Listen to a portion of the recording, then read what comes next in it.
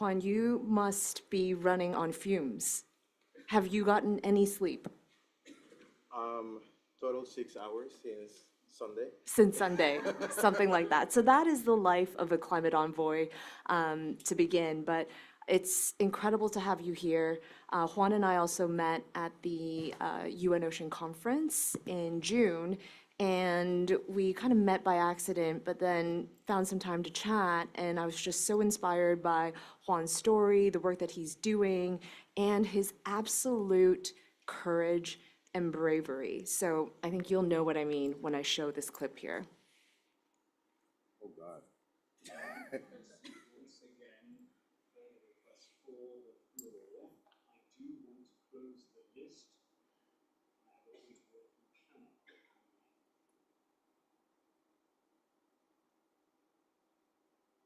First of all, thank you for your work. We align with the statements delivered by Colombia and Chile, and we cannot take these texts as the basis of negotiations. You must provide something new. Our red lines and the red lines of the majority of countries represented in this room were not only stomped, they were spat on and they were burned. We have only 30 hours to prove that we can lead and we can get to a treaty. But our goal here is to end plastic pollution, not simply get to a political arrangement. We need to bring production back. We need to bring mandatory reporting back. We need to bring science and justice back to these texts. This is not about closing a treaty at any cost. It is about closing a wound that we're leaving open in people's lungs, in our rivers, in our oceans. But the text presented here makes that wound fatal, and we will not accept it. That guy.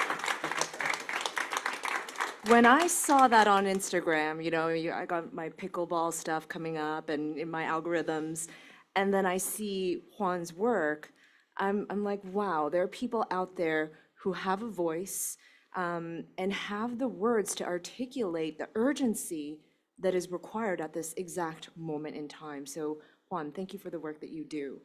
I'm excited to unpack us a little bit more. Can you tell us about the plastics treaty that was happening here, where we are with it now? Is there hope? And what is the goal from your perspective? So the negotiations fell in the sense that we could not reach a global agreement. What the chair put on the table as the basis to get to an agreement was a complete fiasco.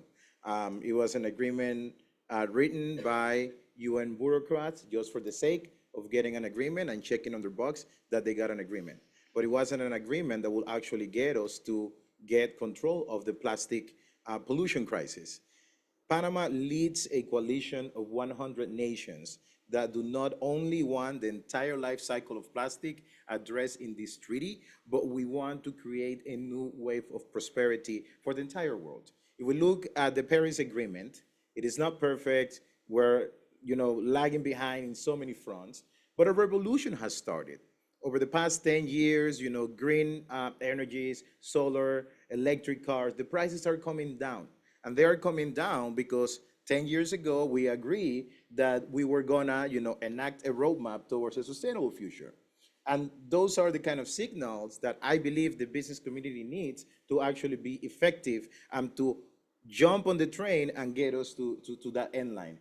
But what was proposed by the chair of the plastic committee did not even get us close to anything like that. So we believe that the negotiations need to continue under the current process, but we also believe that if agreement is not reached soon, it's time to consider an agreement outside the UN system. Because agreements can be, designed outside the UN system and adopted too. It will not be a UN agreement with 200 nations, but 100 nations want this. And if 100 nations get aligned, we set regulations, and then we put all these, polluting producers in the corner, they will have to change their practices because their products will not be able to enter our frontiers. So that's what we're proposing. Amazing. I hope you succeed. Juan, you do so many things and have such an impressive career in the public sector. You were the youngest negotiator at COP21, where the Paris Agreement was established at 23 years old, but you are also the climate envoy for Panama. What does that mean? What's a day in the life of Juan Carlos? So I wake up at 3:30 a.m. You go to sleep. Yes. That's not a given. 10 Yeah. something, I go to sleep. So I wake up at 3:30 a.m. And as soon as I wake up, I get a shower, cold shower to be even more awake. For the first hour, I try to organize myself and see what's happening on the day. Because when the bullet train starts, and by that I mean 8 a.m., the phone goes crazy, the emails go crazy, the calls go crazy, everything is on fire. So I try to get all my organizing and what I'm trying to get accomplished done before 5:30. So at 5:30, 5:45, I head to the office, make it to the office. This is when I'm in Panama. I make it to the office around 6. Then I have briefings with some of my teammates that have to show up before 8. So we get, the important work out of the door before the craziness starts. And then from 8 until 9 p.m., it can be, either a meeting with visiting business people interested in investing in Panama and our climate and environmental commitments, or it could be a tough meeting with the Panamanian private sector, with whom we're working a lot on mandatory carbon market regulations. Over the past 8 months, we have been engaging in massive public consultations all over the nation. We're crazy, so we decided to throw a framework climate law, an adaptation executive decree, a markets decree, and design our environmental commitments, all of that at once. So over the past 8 months, I've been going to a lot of consultations, not only in the city, but also in the rural areas where we're showing up. My priority is twofold: to show up and work and consult and work hand in hand with those people that never have access to government. So I have a lot of complaints from people in the cities that say that Juan is either abroad or like in the middle of nowhere. But what I believe is, urban people have had a lot of access to government. Not enough, but they have had. Rural people that are so far away from the centers of, administrative power, some of them have never seen a government representative of my level to show up to that community. And those are the people that we need to actually restore the land that we're including in our climate page. Those are the people that we need to continue protecting the last pieces of, amazing nature that we have back in Panama. It's horrible, but most times I don't have lunch. So I'm just like snacking. Today I had my first real meal since Saturday because everything moves so fast. I'm also a bit crazy, so not all envoys are like that. And then the night might end with a reception or like a meeting or a work meeting. Then I get home around between 7 to 9 and to bed at 10 and all over again. I wonder if you're. I had some whack. It's really good. You had some guac. Yeah. You can't even write a job description for that. Not even AI could write an accurate description based on what you were saying. You're working on some really interesting and groundbreaking work. The Nature Pledge is something that has been really important to you. Can you tell us what it is and why it's important? Yes, if we look at the landscape of international conventions, there are 17 international environmental and health conventions that we belong to and most countries belong to.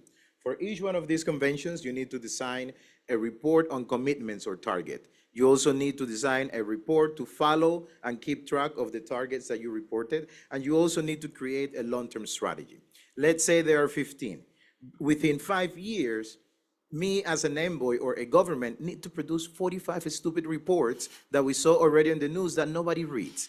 So when we started our administration, we tried to devise a way, to game the system, because ultimately we are becoming publishing houses and we're never showing up to the communities where we actually have to do the work. So instead of submitting 3 separate documents to communicate our climate or biodiversity or the certification commitments to each one of these conventions, we decided to create what we call the Nature Pledge. So instead of having 5 documents with 200 pages each, we're going to have 1 document with 40 pages that addresses everything that we're doing across these 3 conventions, but also adding ocean conservation and we're happy because the High Seas Treaty just got ratified. So before that COP starts and they tell us to do more reports, we're going to present a report and saying, check it here, we're not going to do anything else. And even though we don't have a treaty on plastics, we're already putting our global plastic commitments so that by the time the treaty comes and they try to decide something new, we're going to say we already have a method to communicate it. So the Nature Pledge, turns out, is the most innovative thing the UN has ever heard of. They have never heard about summarizing and compiling, apparently. We're launching on Thursday with a room packed of, investors, actors, and stakeholders, not only from Panama, but from all over the world, that we believe we can work with to get to the Nature Pledge. Ultimately, the goal is to restore 100,000 hectares by 2035. Today, Panama is carbon negative. That means that we absorb more carbon than what we release as an economy, and we have been carbon negative our entire life. The goal is to be carbon neutral by 2035, and in order to do that, we need to reduce 11% of all sectoral emissions, and we need to restore 100,000 hectares. Our electricity matrix is also quite clean. On any given day, 70 to 90% of our electricity comes from renewable. So I can speak like this because we're doing the freaking job. We have the moral high ground. We have the communities that are being impacted, and we need more people to do this and stop the bullshit and the blah, blah, blah.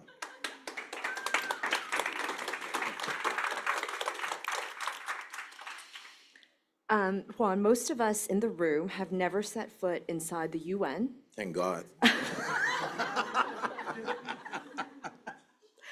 Much less attend a climate or treaty negotiation. But is there something that we can do in the room that the private sector can do to support more ambitious and impactful policymaking? Demand a level playing field. I mean, I believe, I've never been a private sector person, so I have never been inside the private sector. But I believe that what the private sector needs is clear rules, and rules that apply to everybody, and a level playing field where everybody can compete and the market can do its thing. So we governments have been so freaking slow at establishing, basic rules, including for carbon markets, for national compliance markets. Biodiversity credits is the new hot thing. So demand clear rules. There is an amazing alliance of like 3,000 businesses that have this alliance inside the plastic treaty negotiations, and they're saying, we want clear rules. But negotiators from other nations are not listening. It's hard around this area to push a little bit in this country and others around the world. But if you have the opportunity to do so and to demand your policymakers to actually put clear rules, that's all we need from you to get those slow bureaucrats to move. Because ultimately, you run more than half of the economy. Everything that happens is because of the actions that the private sector do. And ultimately, we just need to harmonize what is the vision that we have for the future. The government needs to set the rules. We need to consult to set the rules so that we don't mess up. And if we messed up, which we do a lot of times, we need to correct right away. So clear rules, demand clear rules, demand clear rules. Okay, so demand clear rules. Demand clear rules. So if you want to follow Juan's work like I do on Instagram, what's your handle? How can people find you? Oh, it's the longest handle on Instagram. Juan Carlos Monterrey Gómez, the whole thing. Okay. Maybe we'll add it to the follow-up email to the participants because They might need it. they might need it. And then on a bad day, I'll like literally pull up your video of that video and I'll be like, yeah, there's hope.